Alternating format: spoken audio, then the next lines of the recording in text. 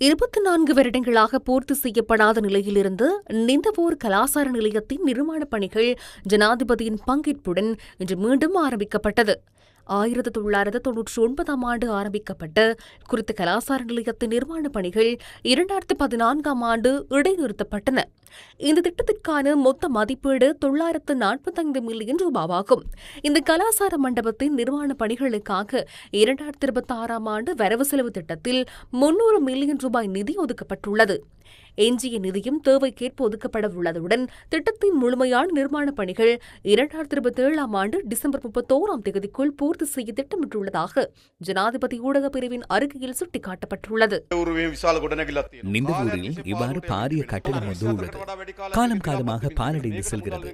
24 ஆண்டுகளுக்கும் அதிக காலமாக இது சிதைவடைந்து போய்க் கொண்டிருக்கிறது. அதற்கு நிதி ஒதுக்க முடியுமா என கேட்டார்கள்.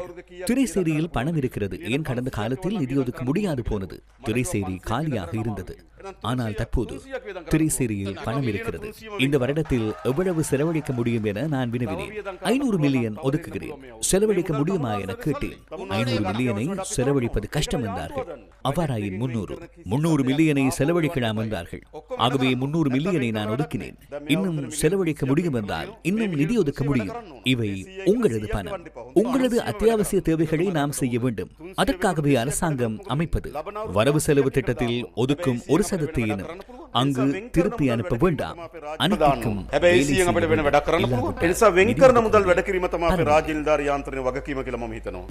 நாட்டின் பொருளாதாரம் தொடர்பிலும் ஜனாதிபதி இங்கு கருத்து வெளியிட்டார். படிப்படியாக நாம் பொருளாதாரத்தை மேம்படுத்தி வந்தோம். ஆனால் பல சவால்களை எதிர்கொள்ள நேரிட்டது.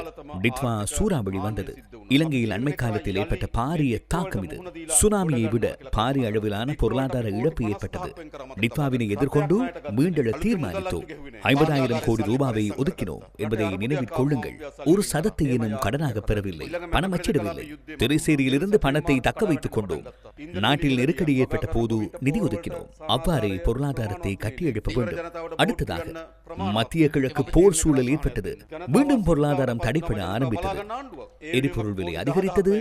உரமானியம் போதிய அளவு வழங்குவதில் சிக்கல் ஏற்பட்டது. மீனவர்களுக்கு போதிய அளவு எரிபொருள் கிடைக்கவில்லை. நாம் நிவாரணம் வழங்க நடவடிக்கை எடுத்தோம். மக்கள் அசௌகரியத்தை எதிர்நோக்கும் போது மக்களை காப்பது அரசாங்கம். அதற்காக நாம் 10,000 கோடி ஒதுக்கியுள்ளோம். நாம் பொருளாதாரத்தை சீரமைத்தோம். இருந்தும் மீண்டும் மத்திய கிழக்கில் போர் தொடங்கியது. எரிபொருள் கொண்டு வருவதற்கான டாலரின் பெறுமதி உயர்ந்தது. அனைத்து இறக்குமதி பொருட்களின் விலையும் அதிகரித்தது. ஆகவே அதிக அளவிலான டாலர் தற்போது வெளியே செல்கிறது. டாலர் கிடைக்கும் சுற்றுலாத்துறை வீழ்ச்சியடைந்தது. ஏற்றுமதி வருமானத்திலும் தாக்கம் ஏற்பட்டுள்ளது. டாலருடன் ஒப்பிடுகையில் ரூபா வீழ்ச்சியடைந்துள்ளது. சிலர் இது 2022ஆம் ஆண்டை போன்ற நிலை என்றே கூறுகிறார்கள். ஆனால் 2022ஆம் ஆண்டை போல ஒருபோதும் ஆகாது. 2022இல் நம்மிடம் ரூபாயும் இருக்கவில்லை. 2022இல் வங்கிகளிலும் பணம் இல்லை. மத்திய வங்கியிலும் டாலர்கள் இருக்கவில்லை. இங்கு அவ்வாறான நிலைமை கிடையாது. சந்தையில் டாலர் தட்டுப்பாடு நிலவினாலும் மத்திய வங்கியில் கிட்டத்தட்ட 7,000 மில்லியன் டாலர் கையிருப்பு உள்ளது. அந்த மத்திய வங்கியில் வெறுமனே 50 மில்லியன் டாலர்களே இருந்தன. இன்னும் சில தினங்களில் நமக்கு மேலும் 700 மில்லியன் டாலர்கள் கிடைக்க உள்ளன. அப்போது கணிசமான டாலர் இருப்பு நம்மிடம் இருக்கும். இருப்பினும் நாம் நாட்டின் பொருளாதாரத்தை முறையாக கையாள வேண்டும். இறக்குமதி செய்யப்படும் எரிபொருள், எரிவாயு, பால்மா, உரம் ஆகியவற்றில் எந்த ஒரு தட்டுப்பாடும் ஏற்படுவதற்கு நாம் ஒருபோதும் இடமளிக்க மாட்டோம் என உங்களுக்கு உறுதியளிக்கிறேன். அந்த எரிபொருள் இல்லாமல் போனது, பால்மா இல்லாமல் போனது, எரிவாயு இல்லாமல் போனது, உரமும் முற்றாக இல்லாமல் போனது. அத்தகையதொரு நிலைமை மீண்டும் ஏற்படாது. ஆனால் நமக்கு ஓரளவுக்கு அழுத்தம் உள்ளது. அதனை நாம் முகாமைத்துவம் செய்ய வேண்டும். நாட்டின் உட்புறத்தில் பிரச்சனைகளை நாம் எதிர்கொண்டோம். டிட்வா சூறாவளியை எதிர்கொண்டோம். அது ஒரு உலக பிரச்சனை. ஆனால் இது நமது கட்டுப்பாட்டிற்கு அப்பாற்பட்ட மத்திய கிழக்கு பிராந்தியத்தில் நிலவும் யுத்த நிலைமையினால் ஏற்பட்டது. இதனையும் நம்மால் எதிர்கொள்ள முடியும். இப்போது பலர் இந்த நிலைமை 2022 போன்றதுதான், கோட்டாபயவுக்கு நடந்ததேதான் இவருக்கும் நடக்கும் என்று ஒரு கருத்தை உருவாக்க பார்க்கிறார்கள். அப்படி எதுவும் நடக்காது என்பதை நினைவில் கொள்ளுங்கள்.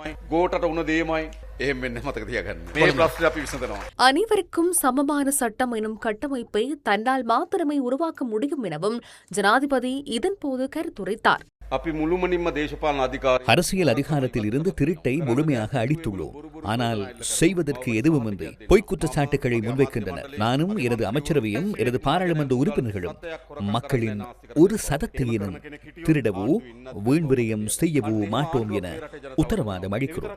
அவ்வாறு யாராவது இருந்தால் அவர்களுக்கு எமது அரசில் இடமில்லை.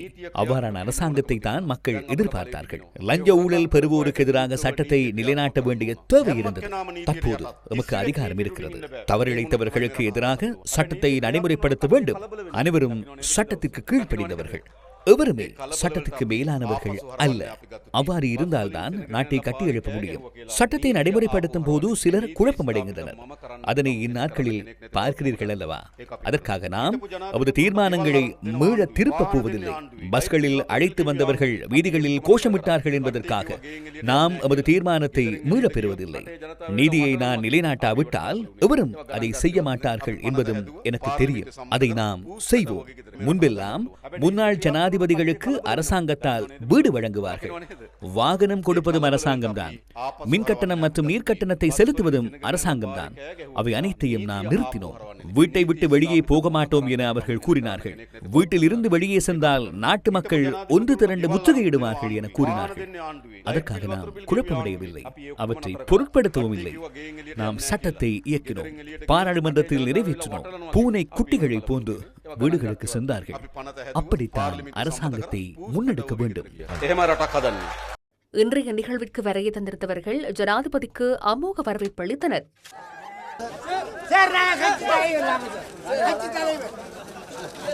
கட்சி தலைவர்